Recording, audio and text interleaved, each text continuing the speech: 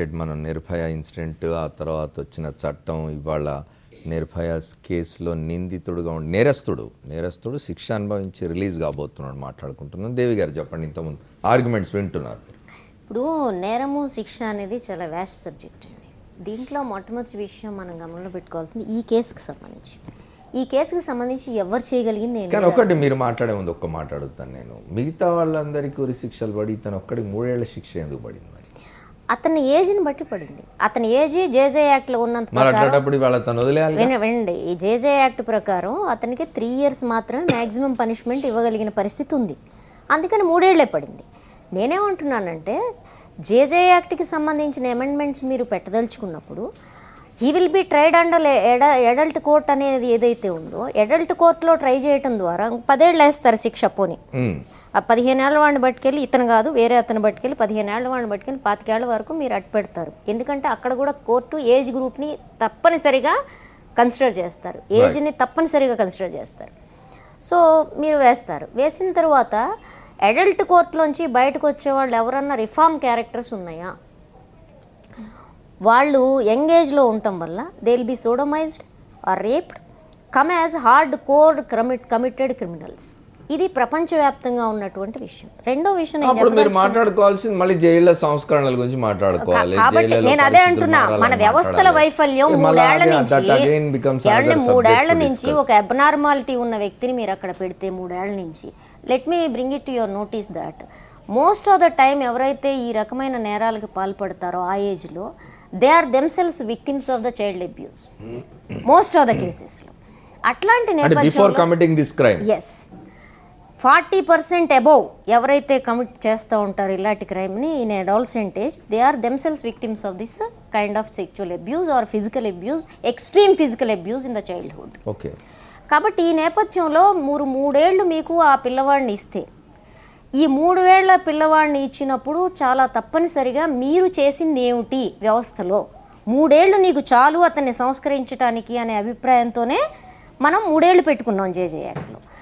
నీవు 3 ఏళ్లలో సంస్కరించలేను, 10 ఏళ్లలో నేను సంస్కరిస్తానడానికి ఆధారం. మీరు అంటున్నది ఎట్లా ఉందంటే వాడు 3 ఏళ్ల శిక్ష అనుభవించి బయటికి వచ్చిన తర్వాత కూడా వాళ్ళు మానసిక మార్పు రాకపోతే వాడు మళ్ళీ క్రైమ్ కమిట్ చేస్తే మళ్ళీ నేరం చేసినట్టయితే 3 ఏళ్ళు జైల్లో ఉన్నప్పుడు వాడిని మీరు మార్చలేకపోయారు కాబట్టి మీరే బాధ్యులు అంటారా? తప్పనిసరిగా మీకు 3 ఏళ్లలో మీరు మార్చలేనప్పుడు మీరు 10 ఏళ్లలో ఏం మారుస్తారని అడుగుతున్నా.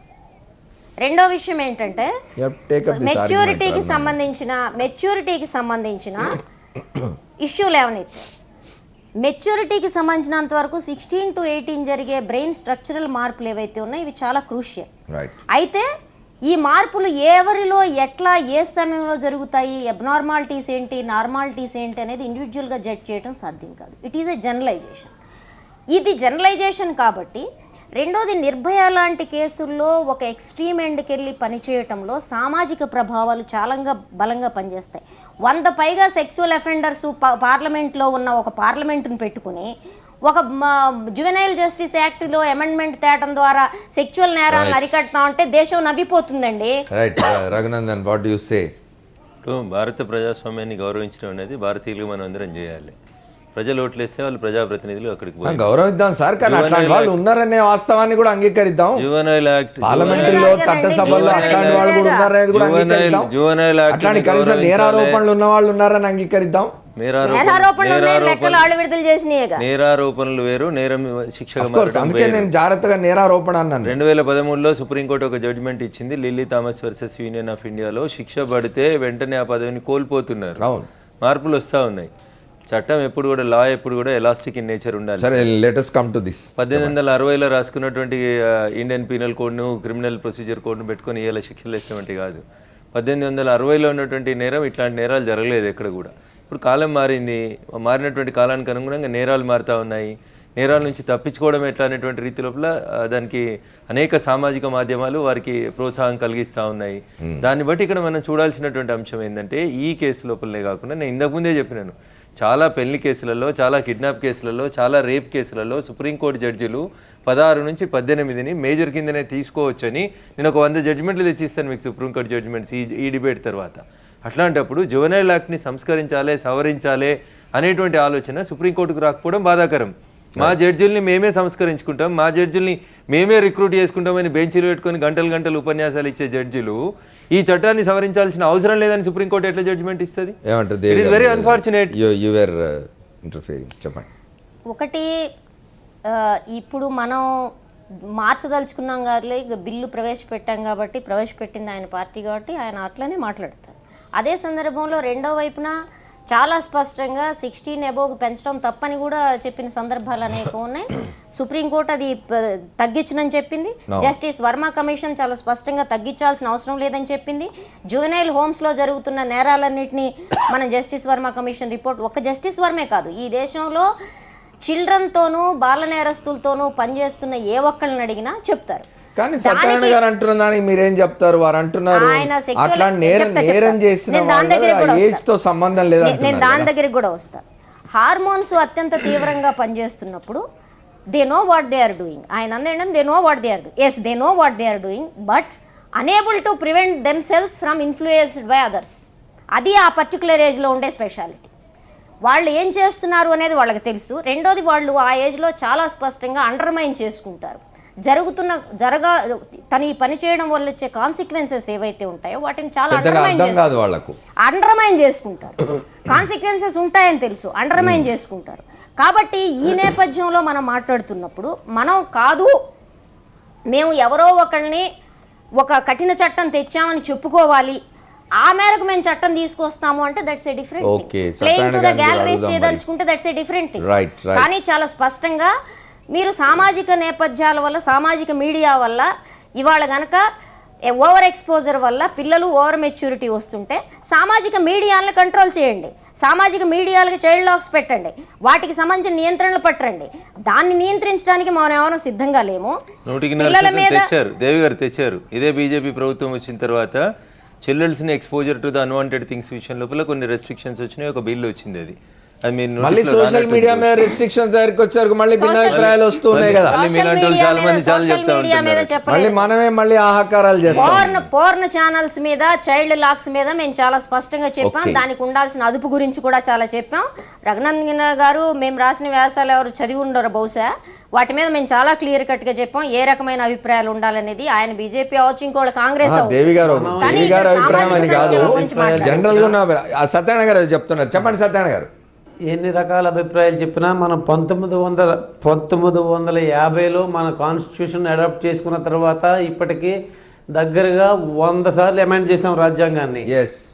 ఎందువల్ల జరిగింది అలా చేయవలసి వచ్చింది? ఈ రోజుకి అనుకూలమైన లా, ఎగ్జిస్టింగ్ లా కావాలి కాబట్టి socio economic conditions of the globe has been changed. ఈవేళ ఏమవుతుంది చెప్పండి. ప్రపంచీకరణలో గో is a village. So maturity levels, technology improvement, technology advancement, ఇవన్నీ taken into consideration. Then అంతేగాని మనం ఎప్పుడో ఒక చట్టం చేసాం కదా, అది 18 ఏళ్ళకి ఉంచాం కదా, 16 ఏళ్ళకి తగ్గించకూడదని సత్యనారాయణ గారు ఒక్క విషయం. సత్యనారాయణ గారు ఒక్క మాట. సత్యనారాయణ గారు నేను అడిగేది ఒకటే సార్. ఇప్పుడు శిక్ష ఎందుకు వేస్తారు? నేరాన్ని కట్టడి చేయడానికి కదా. మరి వీటి వల్ల నేరాలు కట్టడి జరగకపోతే ప్రయోజనం ఏంటి? ఆధునిక కాలంలో నేరాన్ని కట్టడికి వేరండి, ఆధునిక కాలంలో సంస్కరించడం కోసం. చట్టాల వల్ల నేరాలు కట్టడి అవుతాయి అన్నది చాలా తక్కువ. ఎందుకంటే వాల్యూ ఎడ్యుకేషన్ ఇంప్రూవ్ చేయాలి, వాళ్ళ యొక్క భౌగోళిక, ఆర్థిక, రాజకీయ పరిస్థితుల్లో మార్పులు తీసుకురావాలి. వాళ్ళ పేరెంట్స్ ఎడ్యుకేషన్ ఎలా ఉంది, వాల్యూ ఎడ్యుకేషన్ ఎలా ఉంది, మోరల్ ఎడ్యుకేషన్ ఎలా ఉంది, how they brought up, in which schools they are studied, in which society they exposed, what is the capacity of exposing, understanding things, అవన్నీ దృష్టిలో పెట్టుకుని మనం ఈ విషయాల మీద చర్చ జరపాలి. ఓకే,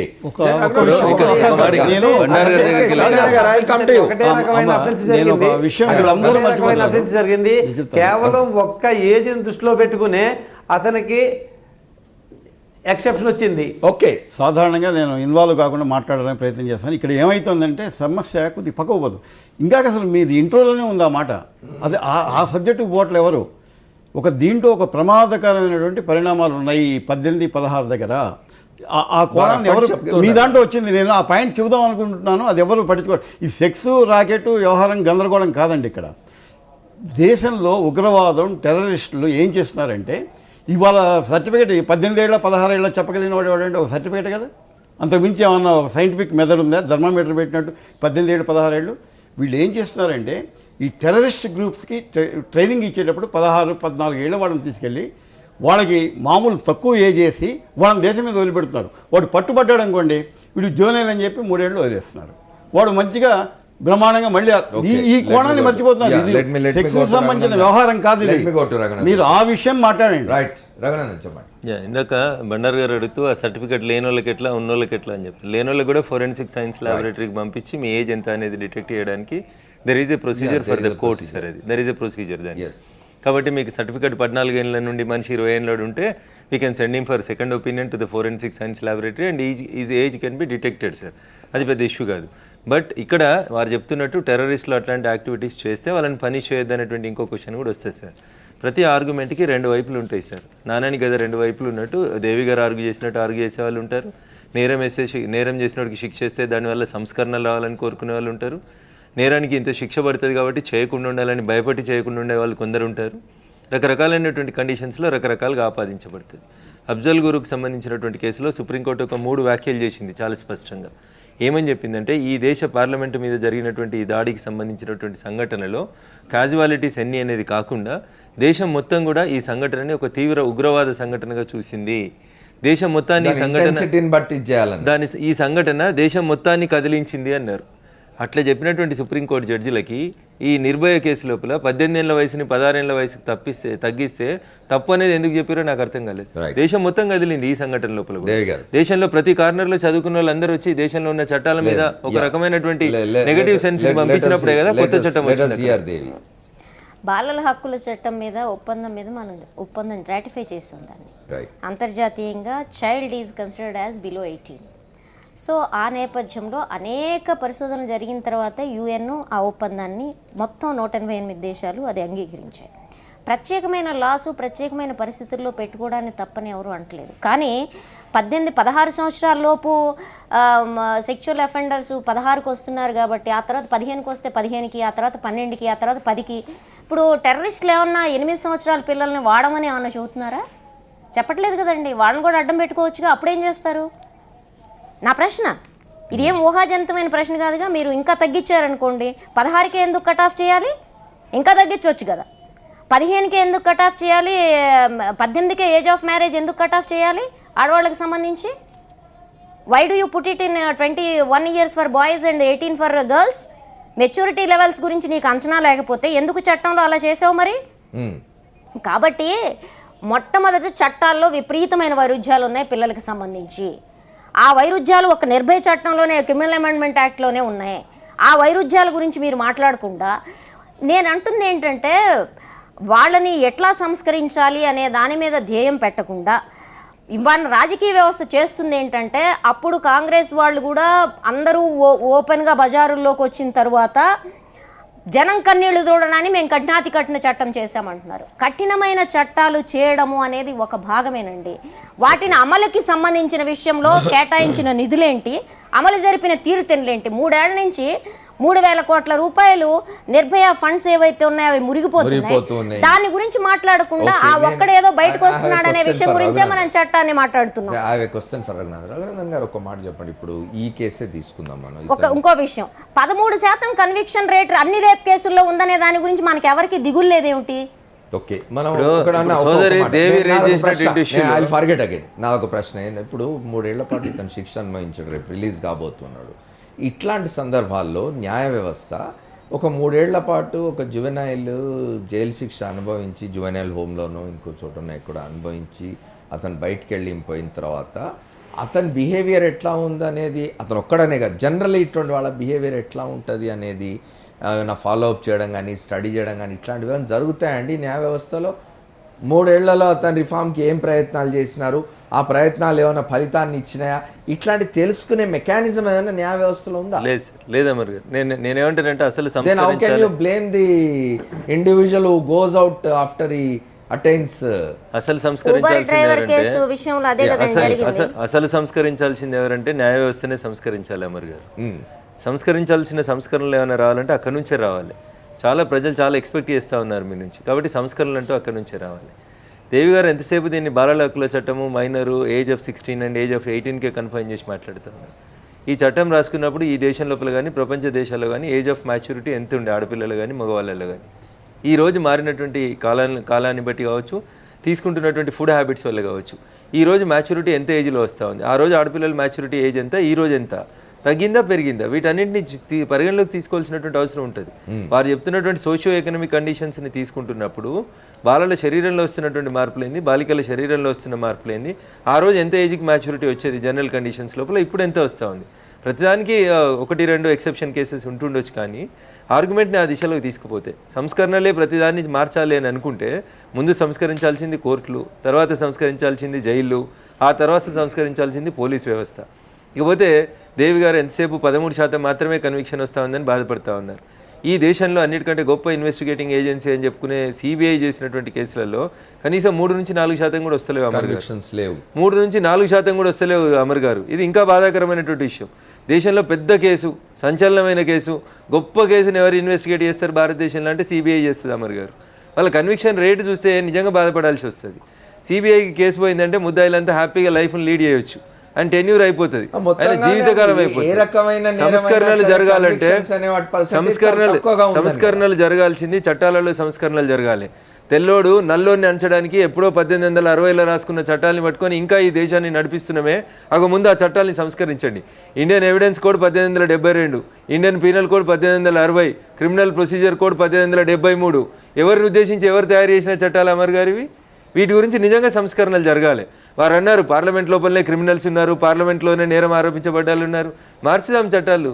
ఏ చట్టాన్ని ఏ సందర్భంలో మార్చాల్సిందే, సంస్కరించాల్సిందే ఖచ్చితంగా. మళ్ళీ మాట్లాడదు. ఇంకో షార్ట్ బ్రేక్ తీసుకొని వస్తాం.